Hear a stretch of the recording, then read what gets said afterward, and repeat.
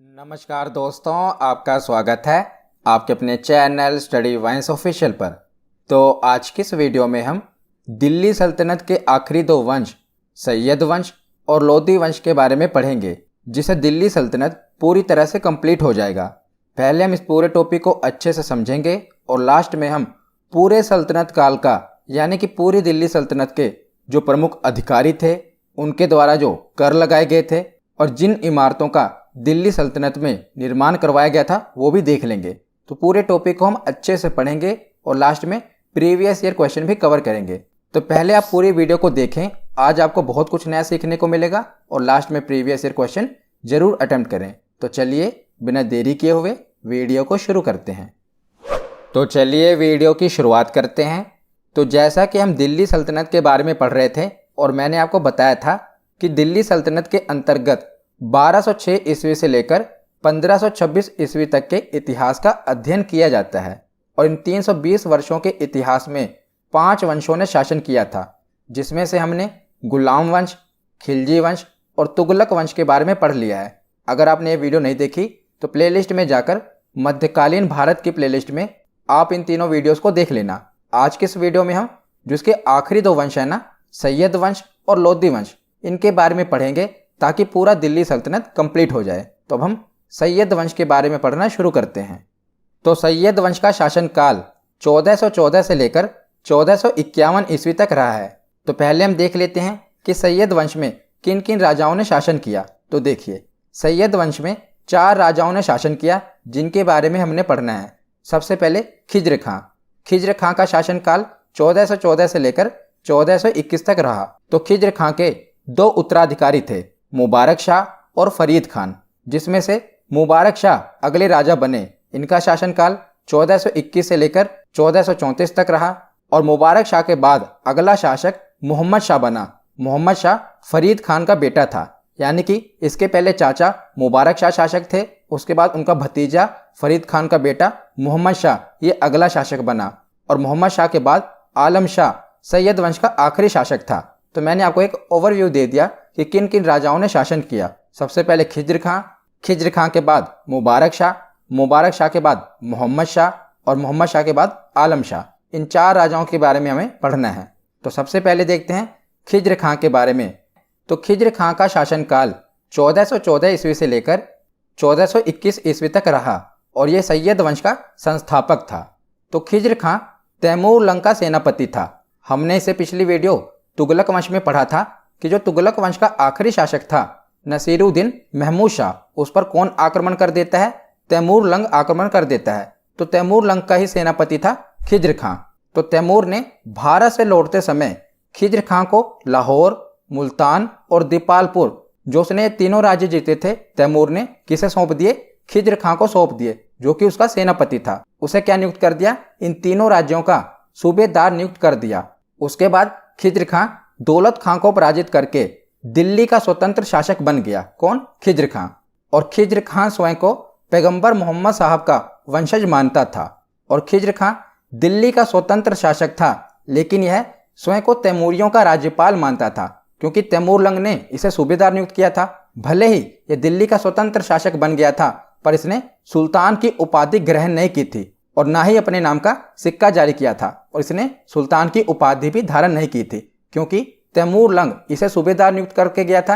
ये तैमूर लंग की जगह पर ये दिल्ली का शासक बना था, याद रखिएगा। इसने रैयते आला नामक उपाधि धारण कर रखी थी। सुल्तान की उपाधि इसने धारण नहीं की, बल्कि कौन सी उपाधि धारण की? रैयते आला। तो खिज्र खां नियमित रूप से तैमूर के पुत्र शाहरुख को कर भेजा करता था, याद रखिएगा। और 20 मई 1421 को खिज्र खां की मृत्यु हो जाती है। तो खिज्र खां के बाद अगला शासक बनता है मुबारक शाह और इसका शासनकाल 1421 ईस्वी से लेकर 1434 ईस्वी तक रहा। तो खिज्र खां ने तो सुल्तान की उपाधि धारण नहीं की, परंतु उसके पुत्र ने यानी कि मुबारक शाह ने सुल्तान की उपाधि धारण की थी और साथ ही साथ इसने शाही नामक उपाधि भी धारण की, इसीलिए इसे मुबारक शाह कहा गया। इसके दरबार में एक इतिहासकार रहता था जिसका नाम था अहमद सरहिंदी और उसने मुबारक शाह के ऊपर एक पुस्तक की रचना की थी, जिस पुस्तक का नाम था तारीखे मुबारक शाही।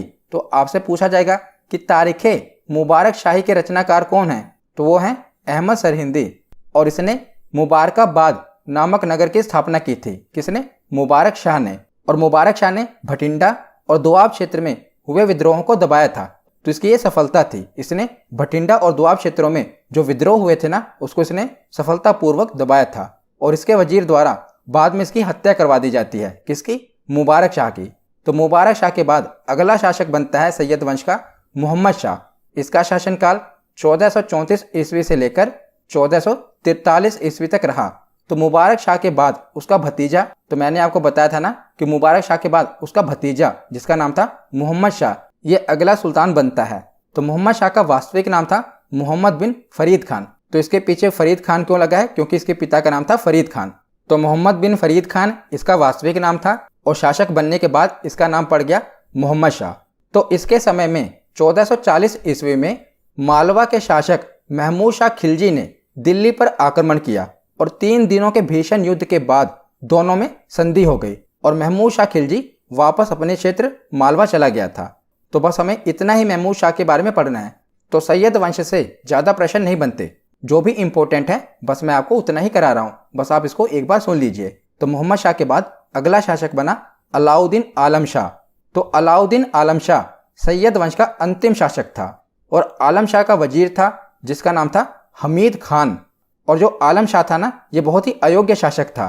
तो आलम शाह का हमीद खान से मतभेद होने के कारण वह दिल्ली छोड़कर बदायूं चला गया। तो बताइए, ये राजा है और अपनी ही राजधानी को छोड़कर चला गया बदायूं। क्यों? क्योंकि ये अपने वजीर से नाराज हो गया, उससे कुछ इसके मतभेद हो गए, तो इसने अपनी ही राजधानी को छोड़कर ये कहाँ चला गया? बदायूं चला गया। और बाद में पता चलता है कि बदायूं में इसकी मृत्यु हो जाती है। तो इसके पीछे षड्यंत्र रचा जाता है।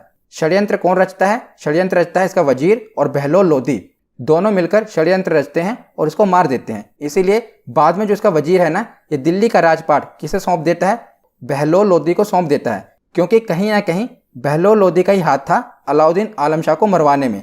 इसीलिए जो इसका वजीर था हमीद खान, ये दिल्ली का राजपाट आगे बहलोल लोदी को सौंप देता है और इसके बाद लोदी वंश की शुरुआत होती है। तो सैयद वंश से आपको इतना ही पढ़ना है, सैयद वंश से ज़्यादा प्रश्न नहीं बनते। तो उसके बाद देखते हैं लोदी वंश। तो लोदी वंश का शासनकाल 1451 ईस्वी से लेकर 1526 ईस्वी तक रहा है और इसमें 3 राजाओं के बारे में आपको पढ़ना है। सबसे पहले लोदी वंश के संस्थापक कौन थे? बहलोल लोदी। बहलोल लोदी के बाद अगला शासक बनता है सिकंदर लोदी और सिकंदर लोदी के बाद लोदी वंश का आखिरी शासक है इब्राहिम लोदी। तो 3 राजाओं के बारे में आपको पढ़ना है, बहलोल लोदी, सिकंदर लोदी और इब्राहिम लोदी। तो सबसे पहले देखते हैं बहलोल लोदी। तो बहलोल लोदी का शासनकाल 1451 ईस्वी से लेकर 1489 ईस्वी तक रहा और यह लोदी वंश का संस्थापक था, जैसे कि मैंने आपको बताया। और यह दिल्ली के सुल्तानों में सर्वाधिक समय तक इसने शासन किया था, यानी कि दिल्ली के सुल्तान जितने भी बने थे ना, उसमें से सबसे ज़्यादा अवधि तक इसी ने शासन किया था, बहलोल लोदी ने। यह कभी ऊंचे सिंहासन पर नहीं बैठता था, बल्कि एक कालीन पर बैठता था और इसके चारों तरफ इसके जो वजीर होते थे अमीर बैठते थे, इसके जो सलाहकार होते थे वो बैठते थे और ये कालीन पर बैठता था। और इसने बहलोली नामक चांदी की मुद्रा प्रचलित की, जो कि टंका के मूल्य, टंका मैंने आपको बताया था ना चांदी की मुद्रा होती है, तो टंका के मूल्य का 1/3 इसका मूल्य था जो इसने बहलोली नामक चांदी की मुद्रा चलाई थी। और जो ये इसके द्वारा मुद्रा चलाई गई थी ना, ये आगे अकबर के समय तक ये मुद्रा प्रचलित रही। जो इसने मुद्रा चलाई थी ना, इसका इस्तेमाल आगे अकबर के समय तक होता रहा। और बहलोल लोदी ने जौनपुर के शासक हुसैन शाह शर्की को पराजित कर दिया और जौनपुर को भी दिल्ली में मिला लिया था। तो बहलोल लोदी से आपको इतना ही पढ़ना है। बहलोल लोदी के बाद अगले शासक बने सिकंदर लोदी। तो सिकंदर लोदी इंपॉर्टेंट है। 1489 से लेकर 1517 ईस्वी तक सिकंदर लोदी का शासन रहा। तो बहलोल लोदी के बाद सिकंदर लोदी शासक बनता है और लोदी वंश का सबसे प्रतापी शासक सिकंदर लोदी था। इसके पिता बहलोल लोदी के 9 पुत्र थे और ये तीसरा पुत्र था और इसका नाम निजाम खां था। लेकिन बाद में यह सिकंदर लोदी के नाम से सुल्तान बनता है। इसका वास्तविक नाम निजाम खां था। तो सिकंदर लोदी के हम कुछ प्रमुख कार्य देख लेते हैं। तो 1504 ईस्वी में इसने आगरा शहर की स्थापना की थी और इसने बाद में आगरा को ही अपनी राजधानी बनाया था। तो वेरी वेरी इंपॉर्टेंट, आपसे ये बहुत बार पूछा गया है कि आगरा शहर की स्थापना किसने की थी? तो सिकंदर लोदी ने ही आगरा शहर की स्थापना की थी। तो सिकंदर लोदी के अन्य कार्य भी देख लेते हैं। तो इसने कृषि विकास के लिए गजे सिकंदरी नामक प्रमाणिक नाप का प्रचलन किया। जिसका उपयोग भूमि को मापने के लिए किया जाता था। तो इसने एक प्रकार का प्रमाणिक माप जो कि भूमि को मापने के लिए प्रयोग किया जाता था, उसका नाम था गजे सिकंदरी। इसकी शुरुआत किसने की? सिकंदर लोदी ने। क्या नाम था? गजे सिकंदरी। और सिकंदर लोदी एक लेखक भी था। वह फारसी भाषाओं में कविताएं लिखा करता था, लेकिन वह अपने नाम से कविताएं नहीं लिखता था। जब भी वह कविता लिखता था ना, तो वो अपना नाम सिकंदर लोदी इस्तेमाल नहीं करता था, बल्कि उन कविताओं को लिखने के लिए उसने गुलरुखी नामक उपनाम रखा हुआ था। जब भी वो कविताएं लिखता था ना, तो वहां पर कौन सा नाम लिखता था? अपना गुलरुखी। सिकंदर लोदी कभी नहीं उसने लिखा, हरदम गुलरुखी नामक उपनाम उसने उपयोग किया है, याद रखिएगा। और सिकंदर लोदी हिंदू धर्म और इस्लाम धर्म दोनों धर्मों को एक नज़र से देखता था, और जिस भी धर्म में उसे कोई कार्य अच्छा नहीं लगता था, वह उस कार्य पर प्रतिबंध लगवा देता था। तो सिकंदर लोदी के बाद अगला शासक बना इब्राहिम लोदी, और इसका शासनकाल 1517 ईस्वी से लेकर 1526 ईस्वी तक रहा, और यह दिल्ली सल्तनत तथा लोदी वंश का अंतिम शासक था। और 1518 ईस्वी में जब इब्राहिम लोदी 1517 ईस्वी में शासक बना, उसे अगले ही वर्ष 1518 ईस्वी में खतौली का युद्ध होता है, जिसमें इब्राहिम लोदी का सामना राणा सांगा से होता है, और इस युद्ध में राणा सांगा की विजय होती है, यानी कि इब्राहिम लोदी हार जाता है। ये युद्ध कौन सा है? याद रखिएगा, खतौली का युद्ध। और इब्राहिम लोदी के जो चाचा थे आलम खां, और पंजाब के जो शासक थे दौलत खां, ये दोनों नहीं चाहते थे कि इब्राहिम लोदी दिल्ली का सुल्तान बना रहे। इसीलिए दोनों ने मिलकर बाबर को इब्राहिम लोदी के विरुद्ध युद्ध करने का निमंत्रण भेजा। बहुत ही इंपॉर्टेंट है। इब्राहिम लोदी के अपने ही चाचा आलम खां और पंजाब के शासक दौलत खां दोनों ने किसे आमंत्रित किया? बाबर को, कि वो आकर इब्राहिम लोदी से युद्ध करें और इब्राहिम लोदी को हराएं। तो बाबर ने भारत में 21 अप्रैल 1526 ईस्वी को प्रथम पानीपत का युद्ध लड़ा। वेरी वेरी इंपॉर्टेंट डेट याद रखिएगा, 21 अप्रैल 1526 ईस्वी को प्रथम पानीपत का युद्ध हुआ। परंतु उसमें जो बाबर की सेना थी वो बहुत ही छोटी थी, परंतु इब्राहिम लोदी की सेना बहुत ही बड़ी थी। तो बाबर की सेना भले ही बहुत छोटी थी, पर उसने युद्ध में तोपों का प्रयोग किया था, और भारत में पहली बार हुआ था कि किसी ने युद्ध में तोपों का प्रयोग किया हो। तो सबसे पहले बाबर ने ही भारत में पहली बार तोपों का प्रयोग किया था, और इसके दो प्रमुख तोपची थे, जिनका नाम था अली और मुस्तफ़ा। और इस युद्ध में बाबर ने तुगलमा पद्धति का प्रयोग किया था। इसी पद्धति और तोपों के प्रयोग से छोटी सेना होने के बाद भी इब्राहिम लोदी की विशाल सेना को बाबर हरा देता है। तो पानीपत का प्रथम युद्ध इब्राहिम लोदी और बाबर के बीच में हुआ, जिसमें बाबर की विजय हुई और इब्राहिम लोदी इसमें मारा गया। और यह दिल्ली सल्तनत का आखिरी शासक होने के साथ पहला ऐसा दिल्ली सल्तनत का सुल्तान था जो कि युद्ध में मारा गया था। जितने भी दिल्ली सल्तनत के शासक थे, कोई युद्ध में नहीं मारा गया था। ये पहला ऐसा शासक था जो कि युद्ध लड़ते हुए मारा गया था। कौन? इब्राहिम लोदी। और इसे युद्ध में मारता कौन है? बाबर।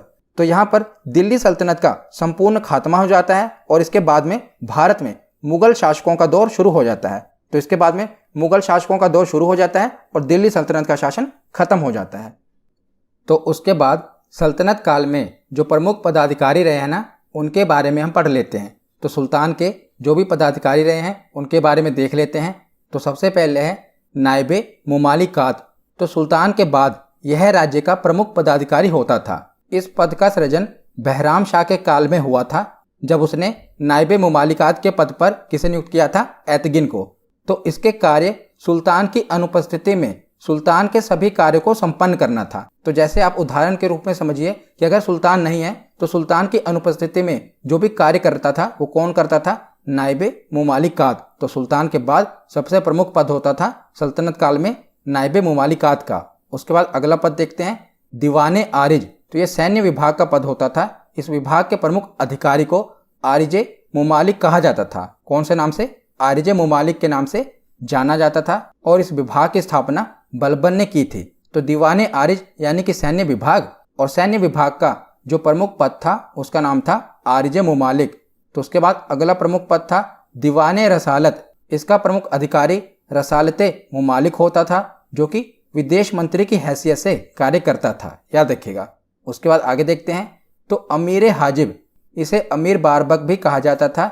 ये दरबारी मामलों की देखभाल करने वाला प्रमुख अधिकारी होता था। कौन? अमीर हाजिब। उसके बाद है दीवाने वकूफ़। तो इसे आपको रटना नहीं है, बस एक बार आपको सुनना है, ताकि आपको पता होना चाहिए कि सल्तनत काल में कौन कौन से प्रमुख पदाधिकारी थे।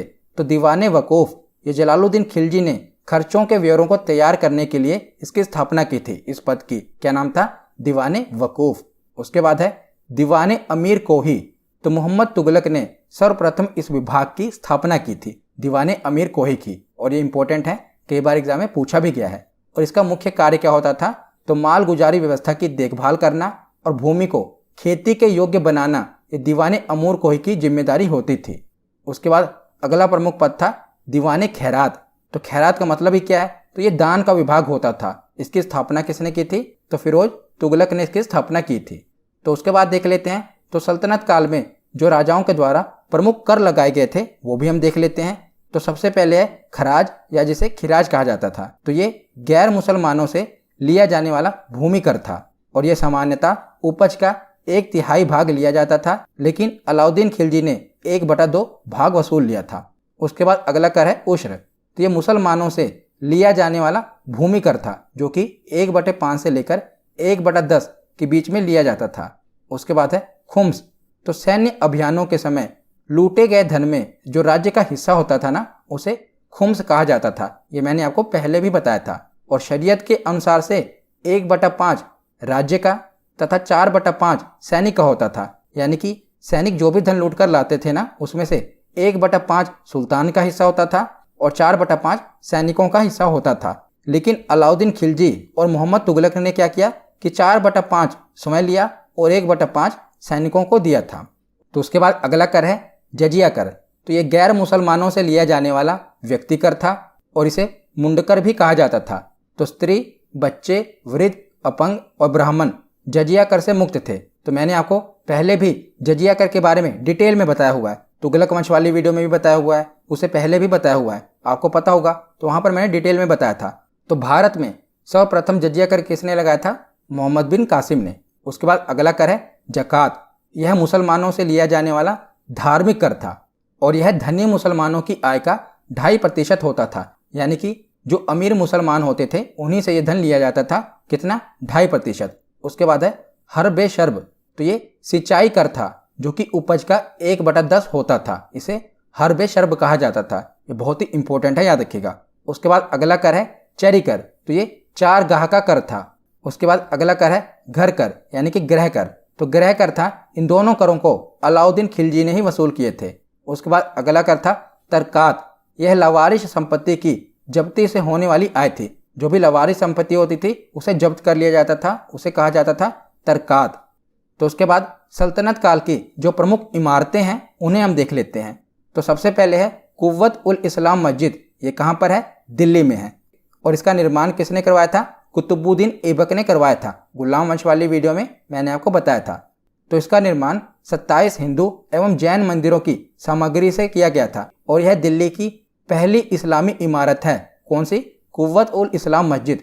तो बहुत सारे हिंदू और जैन मंदिरों को तोड़कर इसे बनाया गया था, कुव्वत उल इस्लाम मस्जिद को। उसके बाद अगली मस्जिद है 2.5 दिन का झोपड़ा मस्जिद। ये कहाँ पर है? अजमेर में है और इसका निर्माण भी कुतुबुद्दीन ऐबक ने करवाया था। और एक संस्कृत विद्यालय को तोड़वाकर इस मस्जिद का निर्माण करवाया गया था, जिसका नाम है 2.5 दिन का झोपड़ा मस्जिद। उसके बाद है कुतुब मीनार। तो कुतुब मीनार कहाँ पर है? आपको पता ही है, दिल्ली में है और इसका निर्माण भी कुतुबुद्दीन ऐबक ने ही करवाया था। तो जो कुतुब मीनार है ना, इसकी शुरुआत तो कुतुबुद्दीन ऐबक ने करवाई थी। इसकी नींव तो कुतुबुद्दीन ऐबक ने रखी थी, परंतु इसे पूरी तरह से निर्माण किसने करवाया था? इल्तुतमिश ने इसका पूरा निर्माण करवाया था। और इसका जो नाम है कुतुब मीनार का, ये सूफी संत कुतुबुद्दीन बख्तियार काकी के नाम पर रखा गया है। मूल रूप से ये मीनार 4 मंजिला लाल पत्थर की है, परंतु बाद में क्या हुआ था कि फिरोज तुगलक के समय बिजली गिरने के कारण जो उसकी 4थी मंजिल थी ना, वो ध्वस्त हो गई थी। तो मैंने गुलाम वश में आपको बताया था कुतुब मीनार के बारे में। तो वहाँ पर भी मैंने आपको बताया था कि जो उसकी 4थी मंजिल थी उस पर बिजली गिर गई थी, जिसके कारण 4थी मंजिल ध्वस्त हो गई थी। तो फिरोज शाह तुगलक ने क्या करवाया? 4थी एवं 5वीं मंजिल का निर्माण करवाया था। तो जो ध्वस्त हो गई थी ना, उसका निर्माण किसने करवाया था? फिरोज शाह तुगलक ने। तो उसके बाद अगली प्रमुख इमारत है सीरी का किला। तो सीरी का किला कहाँ पर है? दिल्ली में है और इसका निर्माण अलाउद्दीन खिलजी ने करवाया था। तो मंगोलों से दिल्ली की रक्षा हेतु इस मजबूत किले का निर्माण करवाया गया था, जिसे सीरी का किला कहा गया। ये दिल्ली में है और अलाउद्दीन खिलजी ने इसका निर्माण करवाया था। उसके बाद है अलाई दरवाजा। ये भी दिल्ली में है और अलाई दरवाजे का निर्माण भी अलाउद्दीन खिलजी ने करवाया था। तो सल्तनत काल की पहली इमारत है जिसमें संगमरमर का प्रयोग हुआ है? कौन सा? अलाई दरवाजा। ये सल्तनत काल की पहली ऐसी इमारत थी जिसमें संगमरमर का प्रयोग हुआ था। उसके बाद आगे है जमायत खाना मस्जिद, ये दिल्ली में है और अलाउद्दीन खिलजी के समय में खिज्र खां के द्वारा यह मस्जिद बनवाई गई थी, जमायत खाना मस्जिद। तो यह सल्तनत काल की पहली इमारत है जो शुद्ध इस्लामी शैली से निर्मित है। कौन सी? जमायत खाना मस्जिद। उसके बाद है छप्पन कोट, तो छप्पन कोट ये भी दिल्ली में है और गियासुद्दीन तुगलक के द्वारा इस महल का निर्माण करवाया गया था, छप्पन कोट। तो ये गियासुद्दीन तुगलक का महल था और यह सुनहरी ईंटों से बना हुआ था। कौन सा? छप्पन कोट। उसके बाद है गियासुद्दीन तुगलक का मकबरा, तो यह भी दिल्ली में है और यह मकबरा झील के मध्य निर्मित किया गया है। किसके मध्य?